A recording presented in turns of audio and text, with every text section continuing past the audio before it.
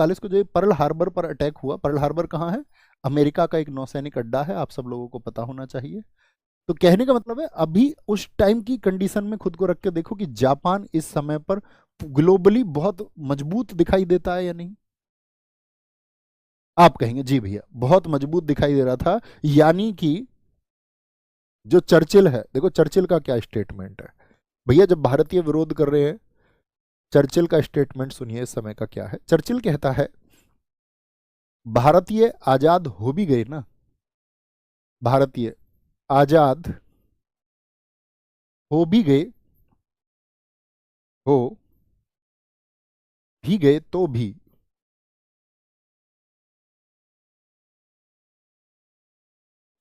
अपना देश नहीं चला पाएंगे। ये किसका मानना था? नहीं चला पाएंगे, क्योंकि एक तो इसकी मंशा नहीं थी भारत को आजाद करने की, क्योंकि इसको पता था कि भाई वॉर में जो पैसा वैसा है वो सब हम इंडिया से अच्छे से रिकवर कर सकते हैं, तो ये इंडिया को छोड़ना बिल्कुल नहीं चाहता था चर्चिल। मतलब एटली आएगा, एटली थोड़ा सा उदार रहेगा, लिबरल रहेगा, वो सोचेगा कि भारत आजाद होना चाहिए, लेकिन ये जो आपका क्या बोलेंगे चर्चिल है, ये भारतीयों को क्या आजाद करना चाह रहा है? मंशा देखिए इसकी, आप कहेंगे नहीं भैया बिल्कुल भी नहीं। लेकिन जब जापान की स्थिति बहुत मजबूत हुई, तो जापान की स्थिति मजबूत होते हुए मित्र राष्ट्रों ने इस चर्चिल पर एक प्रेशर बनाया, चर्चिल पर एक दबाव क्रिएट किया कि यार तुम पागल वागल हो गए हो क्या? ये देखना, ये आजाद हिंद फौज जो है, आजाद हिंद फौज जो है, यहां पे आपका सिंगापुर, इंडोनेशिया, इंडोनेशिया जानते हैं मैप पर कहां पर है? हर स्टूडेंट के टेबल पर एक मैप होना जरूरी है हमेशा, जहां बैठ के आप जिस दीवार पर पढ़ते हैं। हांगकांग देखना आज मैप में कहां पर है, आज आपका काम है। वियतनाम देखना कहां पर है आज मैप में आप, यानी आप कहोगे भारत के इधर वाला हिस्सा ये आजाद हिंद फौज जो है जीत चुकी थी, आजाद हिंद फौज जो है ये हिस्सा जीत चुकी थी। और आजाद हिंद फौज किधर बढ़ रही है? भारत की तरफ। तो इन्होंने बोला कि यार कल को एक बात बताओ कि अगर इस आजाद हिंद फौज को इंडियंस का सपोर्ट मिल गया तब क्या स्थिति होगी? तो यहां पर दबाव बनाया जाता है चर्चिल के ऊपर। किस किस ने दबाव बनाया था चर्चिल पर? याद रख लेना, यहां पर यूएसए के राष्ट्रपति थे, यूएसए के राष्ट्रपति, यानी मित्र राष्ट्रों ने ही दबाव बनाया कि भाई अब तो ये करना पड़ेगा। इसमें पहला व्यक्ति था यूएसए के राष्ट्रपति, क्या नाम है उनका? रूजवेल्ट। पूछा जाता है सेकेंड वर्ल्ड वॉर के टाइम पे अमेरिका के राष्ट्रपति कौन थे? ये सब घटनाएं यहाँ छुपी हुई हैं, आपको अलग से नहीं पढ़ना होता है। चाइना से, ठीक है, चीन के जो राष्ट्रपति थे, चीन में कौन? चियांग केई शेक, चियांग केई शेक। और तीसरे व्यक्ति थे आपका यहाँ पर लिखना, ऑस्ट्रेलिया के पीएम थे, नहीं पीएम नहीं, ऑस्ट्रेलिया के विदेश मंत्री थे, फॉरेन मिनिस्टर थे, विदेश मंत्री ऑस्ट्रेलिया के, जिनका नाम था इवोट। इन तीनों ने किस पे दबाव बनाया? चर्चिल पे दबाव बनाया कि यार तुम्हें कैसे भी करके अब भारतीयों को अपने साथ लेना है, कैसे भी करके भारतीयों का जो ये मामला है इसको हल करो। भाई चाइनीज नेम तो चाइनीज में ही होगा ना, अब इसको मैं ये बोल दूं कि तुम इसको सोनू कुमार लिख लो तो गलत होगा। चौनू कुमार थोड़ी ना लिख सकते आप इसको, नहीं लिख सकते। तो इन लोगों ने क्या बोला कि भारतीयों का मामला हल होना चाहिए। अच्छा, ये चाहता है भारतीयों का मामला हल हो, आप क्या समझे अभी तक? चर्चिल चाहता है क्या? आप कहेंगे भैया चर्चिल की तो मंशा हम समझ चुके हैं, चर्चिल तो बहुत ही चालू आदमी है, भारत को बिल्कुल भी मुक्त नहीं करना चाहता है। इसीलिए चर्चिल ने फिर से कहा कि चलो भारतीयों को फिर से बहकाते, लेकिन इस बार दबाव में। दबाव किसका है इस बार? मित्र राष्ट्रों का। तो इस बार आया क्रिप्स मिशन। देखो ये वो मिशन है जो सब विफल हुए हैं और एग्जाम में बहुत सफल है, ये क्वेश्चन बहुत पूछे जाते हैं इनसे। क्रिप्स मिशन, क्रिप्स मिशन, इसके लिए जब मित्र राष्ट्रों ने चर्चिल पर दबाव बनाया तो चर्चिल ने इसको अनाउंस कर दिया। क्या बोलेंगे? क्रिप्स मिशन को चर्चिल ने अनाउंस कर दिया। और घोषणा इसकी कब हुई थी? इसको कब अनाउंस किया गया था? ये आपसे क्वेश्चन है मेरा। इसको अनाउंस किया गया था कि भाई एक क्रिप्स मिशन होगा, 11 मार्च 1942 को इसको अनाउंस किया गया। तो कई बार आपसे क्वेश्चन एग्जाम में पूछा जाता है सीधे सीधे कि क्रिप्स मिशन भारत क्यों आया था। आप अपने शब्दों में लिखें, अब तक आप क्या जाने हैं दोस्त? तो आप कहेंगे भैया अब तक हम जाने हैं क्रिप्स मिशन का जो उद्देश्य ऑब्जेक्टिव था वो था सेकेंड वर्ल्ड वॉर में भारतीयों का सहयोग प्राप्त करना। आसान से शब्द है, छोटी बात है, याद रखेंगे। सेकेंड वर्ल्ड वॉर में भारतीयों का सहयोग प्राप्त करना, सहयोग प्राप्त करना। सहयोग शायद हम कर भी देते, लेकिन लिलिथगो से बड़ी भूल हुई। लिलिथगो की बेवकूफ़ी की वजह से चीज़ें बदल गई। ठीक है, 11 नहीं 22 होगा सर। बेटा थोड़ा धैर्य रखो, धैर्य रखोगे, धैर्य। ज़्यादा जल्दी खाएंगे तो मुंह जल जाता है। घोषणा हुई, और याद रखेंगे, फिर अगला पॉइंट लिखें। 23 मार्च 1942 को, 22 नहीं 23 आएगा, 1942 को स्टेफोर्ड क्रिप्स की अध्यक्षता में। प्यारे बच्चे बनना है हमेशा। एक अगर आप जीवन में धैर्य रखना सीख गए तो सब कुछ आसान है। 23 मार्च 1942 को स्टेफोर्ड क्रिप्स की अध्यक्षता में। आपको पता है, आप उन बच्चों में से एक होंगे जो जीएस में विशेष होंगे, जो धैर्य रखेंगे। बहुत सारे क्या बोलेंगे आप ही में से, वो कहेंगे कि यार चलो ठीक है, कहीं से शॉर्टकट देख लेते हैं, ऐसी कोई वीडियो देख लेते हैं जहां आधे घंटे में पूरी पॉलिटी पढ़ाई जाती हो, या 100 प्रश्नों के माध्यम से जहां पॉलिटी हो जाए। ऐसा कुछ चुन लेते हैं और कमाल कर देते हैं।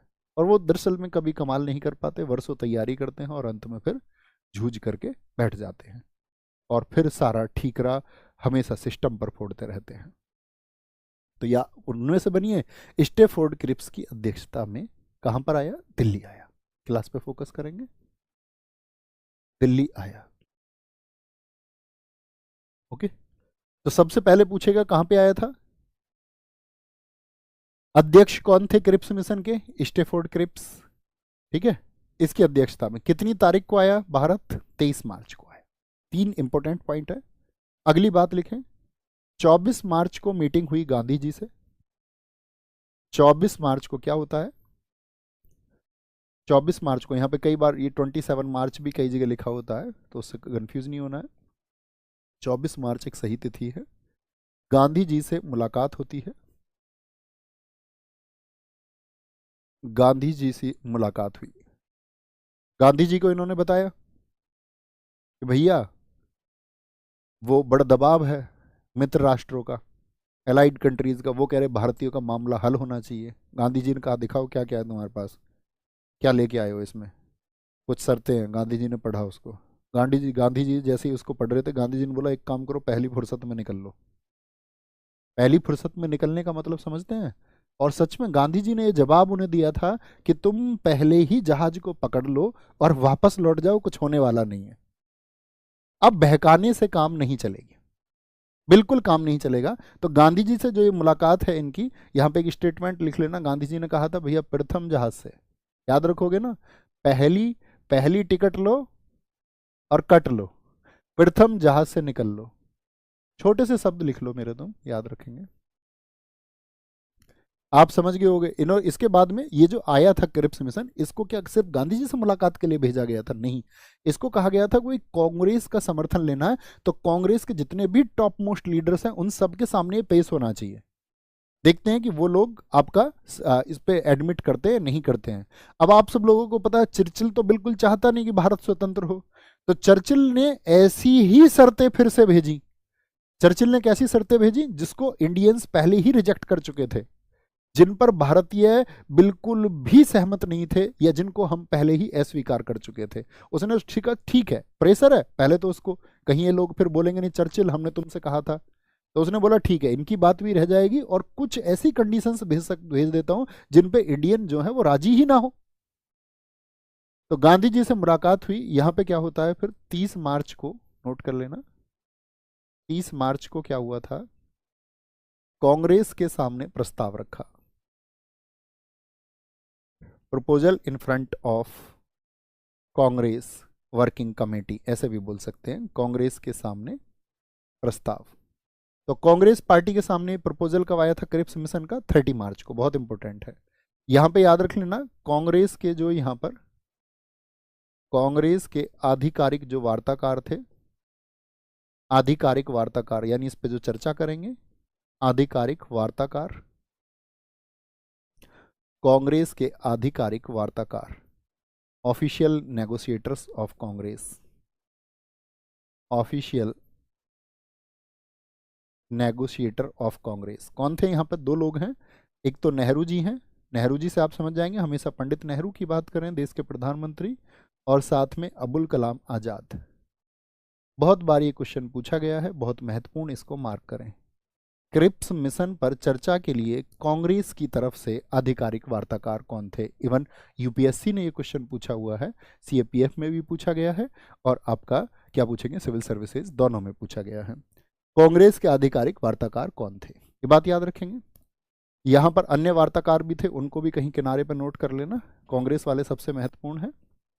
ठीक है, मुस्लिम लीग की तरफ से, मुस्लिम लीग के सामने भी ये जाएगा, क्योंकि मुस्लिम लीग भी तो इंडिया में है, तो इनका समर्थन भी चाहिए अंग्रेजों को। जी भैया, तो बोले मोहम्मद अली जिन्ना को भी समझा के आना। मोहम्मद अली जिन्ना, मुस्लिम लीग की तरफ से मोहम्मद अली जिन्ना। हिंदू महासभा की तरफ से वीडी सावरकर, बोले भैया हिंदू महासभा भी हमारे साथ होनी चाहिए। ठीक है, वीडी सावरकर जी को ये पढ़ाया गया, और अभी देखना है रोल सबका।